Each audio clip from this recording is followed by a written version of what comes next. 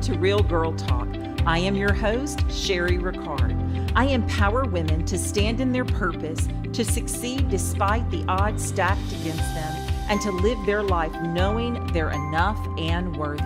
Join me each week for powerful messages and interviews that will inspire you to create the life that you want. Now let's go. Hello there, my friends. It's Sherry Ricard, and I am so glad to have you back listening to my podcast, Real Girl Talk. Thank you so much for being here. And I have something really special to share with you today. I've had so many people ask me, Sherry, how do you write a book? How did you get started? How did you know to write a book? And listen, here's the thing. I did not set out to write a book. What I set out to do was journal.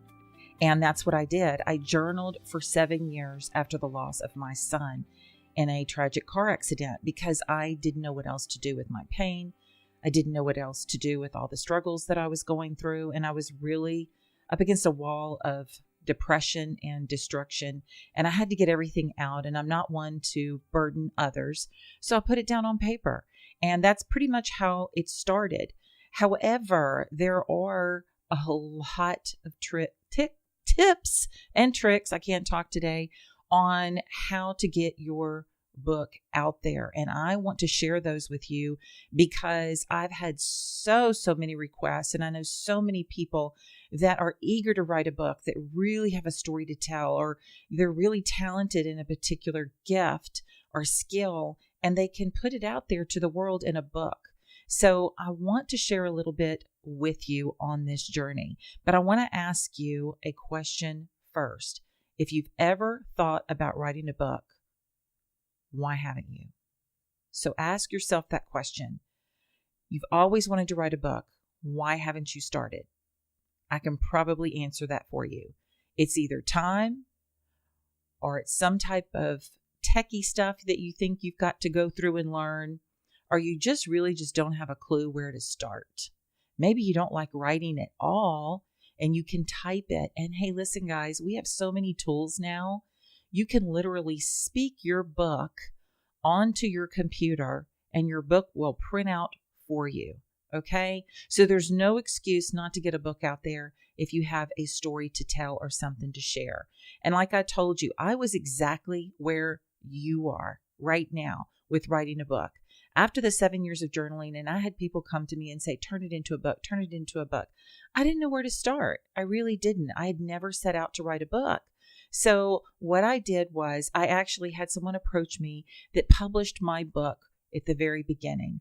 And I will tell you, you can go with a traditional publisher, but a publisher is never going to take the same type of interest, appreciation, and value as you do on your book.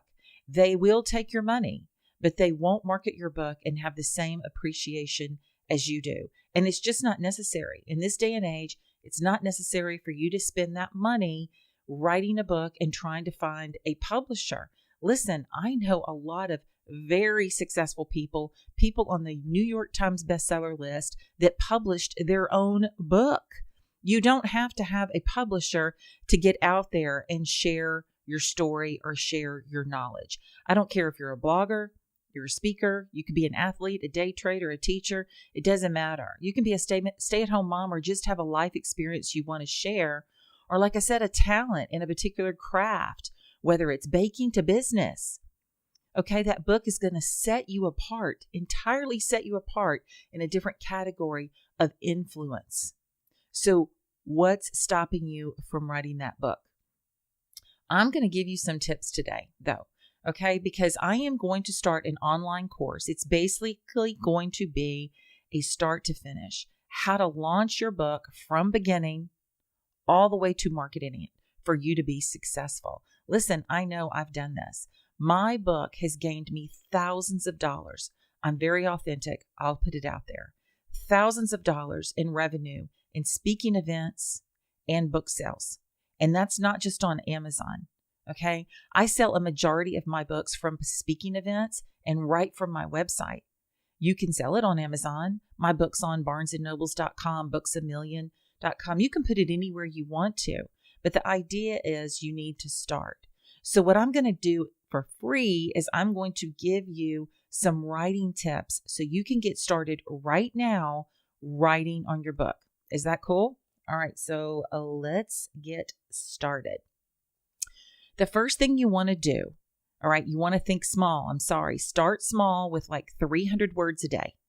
And 300 words a day is not a lot, guys. You could do that from the Notes app on your cell phone. Seriously.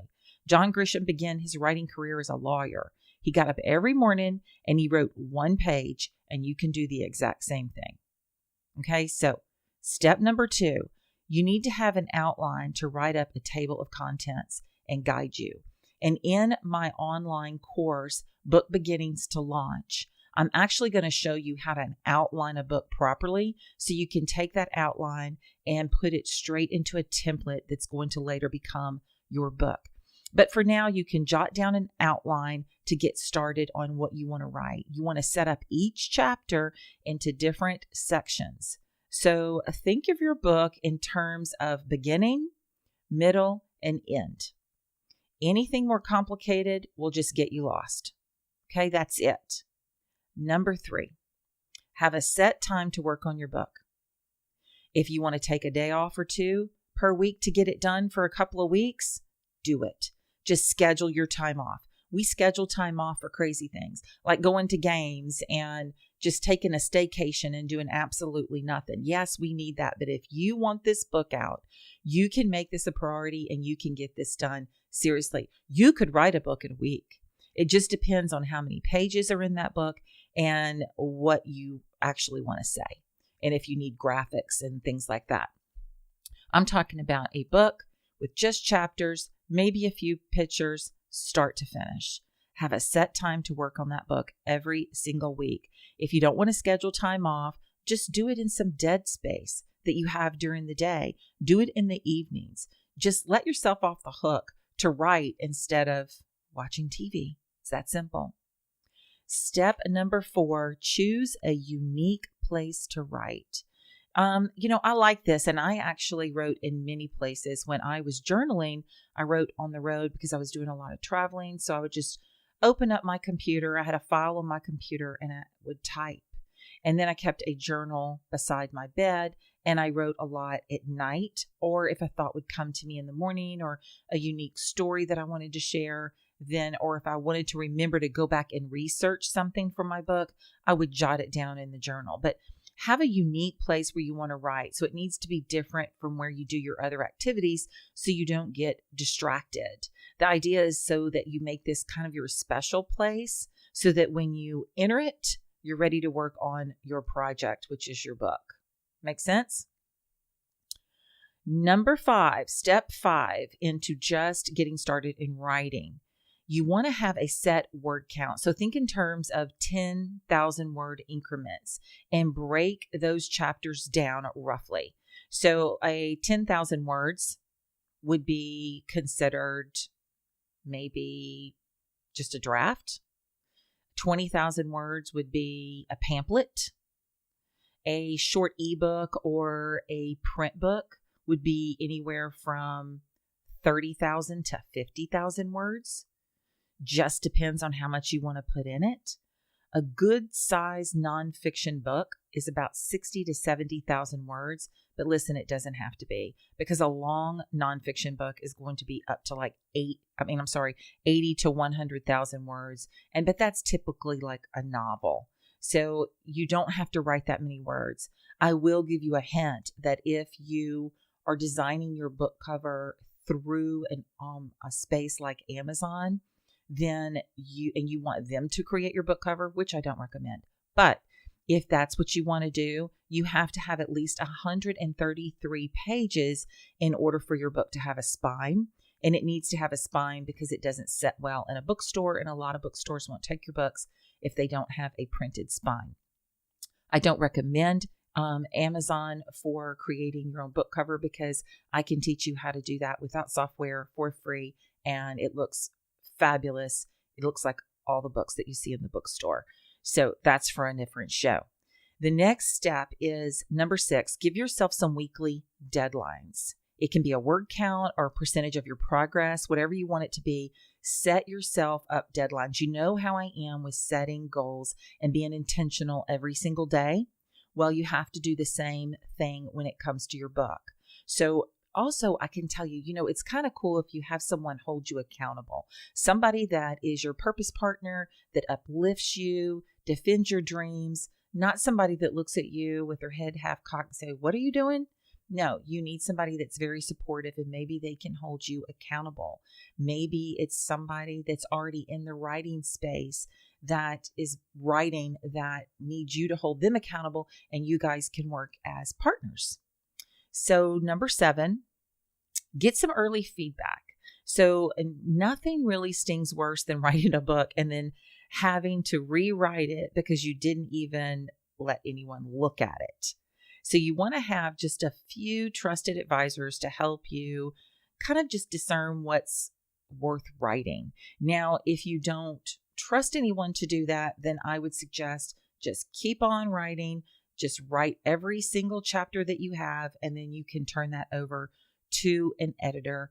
And I also have an editor that I highly trust, highly recommend, and is extremely affordable. And her information is going to be in my online course, Book Beginnings to Launch, as well. Now, also, this is number 8. Only write one chapter at a time. Okay? Write and publish a novel one chapter at a time. You need to be able to concentrate on that section of what you're writing. Now, your whole outline is going to be done, right? So for the very beginning, you're writing your outline, but you're only going to write one chapter. That first section of your outline, you're going to complete that in a Word document before you move on to your next chapter. Now, if you're not writing a novel, then of course, with your writing a novel, you have to go from beginning to end. If you're not writing a novel and it's a nonfiction book or a how-to book or a step-to book or just your experience, jot things down in that outline that come to mind while you're writing because you'll forget them. So I'm a true believer in writing everything down. I have sticky notes everywhere. You guys know I love my vision boards. I write in a file on my computer. I have a notes app on my phone. When I get an idea that just overwhelms me, I'll break out my phone and I have to put it in there because I'm a writer. I'll forget it. I have things that come to me like divine downloads and I have to get them out there. So I suggest that you do the same thing. You can jot things into your outline, but you want to complete one chapter at a time. I hope that makes sense. Okay, step number 10, when you're starting your writing, you possibly could start a blog or just get some feedback early from maybe just writing an article or putting something on Facebook to see what kind of interest that you get. You could even start a website or like on WordPress because that's free. You could write just one chapter of your book and put it on your website as a free download if someone gives you their email address. So that way you're gathering contacts and people that are interested in your book from the very beginning. That's an idea, but you don't have to do that. You can avoid step number 10 if you just want to continue to write. However, if you want to get that feedback because you may be thinking, what if I don't get the interest that I want to get? Maybe I want to test the waters and start that. Let me tell you, there's positives and negatives in that because when you start that, you may get negative feedback that's actually from people that have no clue of what you're doing. And you may get no feedback because you have not reached your target audience yet. And I don't want you to take that as someone's not interested in what you have to say. Okay, so take that with a grain of salt. Step number 11, always keep an inspirational list. You need that in order to be able to keep those ideas flowing, keep them fresh. You want to read constantly. Make sure that you're gathering and researching all the information and organizing it in a folder, whether it be on your computer or next to your computer in a physical folder, gathering that information that you're going to need in order to write your book. When I set out to write my book from all of my journals, it was rather easy because all of the journal pages were there and I just had to format it into chapters. However, when I was writing my other books, it was a little bit different because I was not only speaking from experience, but speaking from experience of other powerful women. And so I had to go out and do research. I actually did interviews, got a lot of feedback from women on independence and strength and confidence, and put all of that in my book. So if you're having to go out and do any type of research for your book, you need to be able to have a journal and keep your inspirational list in order for it to be polished at the very end, if that makes sense to you. So I want you, last but not least, take some frequent breaks. Take some breaks from writing if you're starting to feel overwhelmed. You've ever heard the term writer's block? It's real. I was having writer's block just for the last couple of days on how I wanted to put out the rest of my content as I'm finishing up my online course on book beginnings to launch. And all of a sudden, I just decided I was going to relax. I took a Sunday while I was out of town in Miami just to relax, sit out by the pool, facing the ocean. And it was just a flood of information came to me. And I immediately grabbed my phone and just started typing into my notes because it just came to me. And that's what will happen to you. Sometimes if you just put so much work into it and you're concentrating every day and you're really pushing yourself, you can get writer's block. So in order to avoid that, I would suggest that you take frequent breaks. If there's a day that you don't want to work on it at all, mark that day off your calendar, don't do it, and then go back to your writing. But whatever you do, go back to your writing. Don't let the distractions of life keep you from getting that book out there. Okay? Because if you don't write it, somebody else will. And like I told you, when you put your book out there, it not only is such a personal fulfillment, but it changes your whole life journey because all of a sudden you're an expert in your genre, right? You're an expert now because you have a book on it. Like I said, if you're a speaker and you don't have a book in the back of the room, you're missing it. If you're a blogger and you write every day, you can take your blog posts. They're right there. Turn them into a book. You're missing it. You stay-at-home moms. I used to be a stay-at-home mom. The things that you do every day, and we're so creative when we're in that environment. The things that you could write about, just about your children and the things that you go through, how to be a step parent. There's so many things that you can write. Maybe you're a baker. Maybe you had a tragic situation in your life like I did, and you want to help someone else get through that. Then stop holding back. It's selfish for you to have all this healing power and all this knowledge and skill and talent that God gifted you with, and you're not sharing it with everybody else. So I encourage you today, take those steps, start writing, and I want you to take a peek inside of my online course, Book Beginning to Launch.